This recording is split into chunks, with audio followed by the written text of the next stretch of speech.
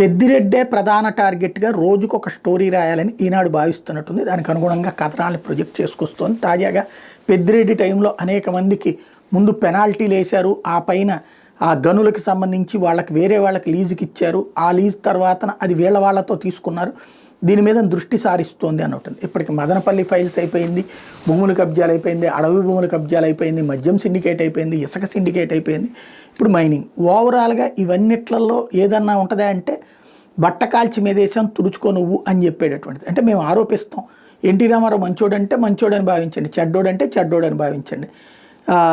అదే సందర్భంలో రాజశేఖర రెడ్డి మంచోడంటే మంచోడని భావించండి, చెడ్డోడంటే చెడ్డోడని భావించండి. ఇంతే.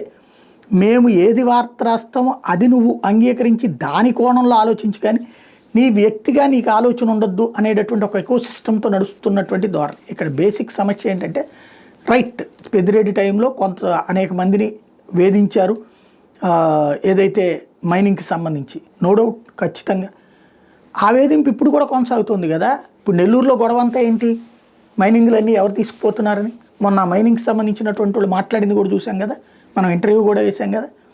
అట్లాగే రాష్ట్ర వ్యాప్తంగా ఏం జరిగింది, ఎక్కడో ఎందుకు తెలుగుదేశం అధికారంలో ఉన్నప్పుడు అంతకుముందు కాంగ్రెస్ టైంలో ఇచ్చినటువంటి మైన్స్ అన్నిటిని 2014-19 మధ్యలో లాగేసుకుని వాళ్ళందరినీ వేధించితేనే కదా ఆ 23 మంది ఎమ్మెల్యేలు వచ్చి ఇటు పక్కకి చేరినటువంటిది. ఈ మైనింగ్ అనేది ఇప్పుడు ఎట్లా తయారైపోయిందంటే ప్రభుత్వం అంటే ఎలక్షన్స్కి ఒక 5-6 నెలల పనులన్నీ ఆపేస్తారు. 5-6 నెలల ముందు చేతిలో ఉన్నటువంటి వనరులన్నీ అమ్మేసుకుంటారు. ఎందుకంటే కొత్తగా వచ్చే ప్రభుత్వం మళ్ళీ పాలసీలు ఎట్లా ఉంటుందో తెలియదు. ఇది నెంబర్ 1 ఆస్పెక్ట్. నెంబర్ 2 ఆస్పెక్ట్ వచ్చేటప్పటికి ఎవడు అధికారంలోకి వస్తే వాడికి మామూళ్ళు అన్నా ఇవ్వాలి, లేదా వాళ్ళకి సంబంధించిన మైనింగ్ కాంట్రాక్ట్లే వాళ్ళకి అప్పచెప్పేసిపోవాలి.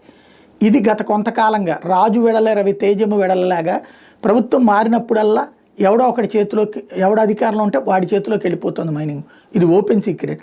దాంట్లో పెద్దిరెడ్డి ఏంటి, ఇప్పుడు వీళ్ళు వేమిరెడ్డిని టచ్ చేస్తున్నారు. ఏమవుతుంది ఫైనల్గా? ఏమీ కావట్లేదు.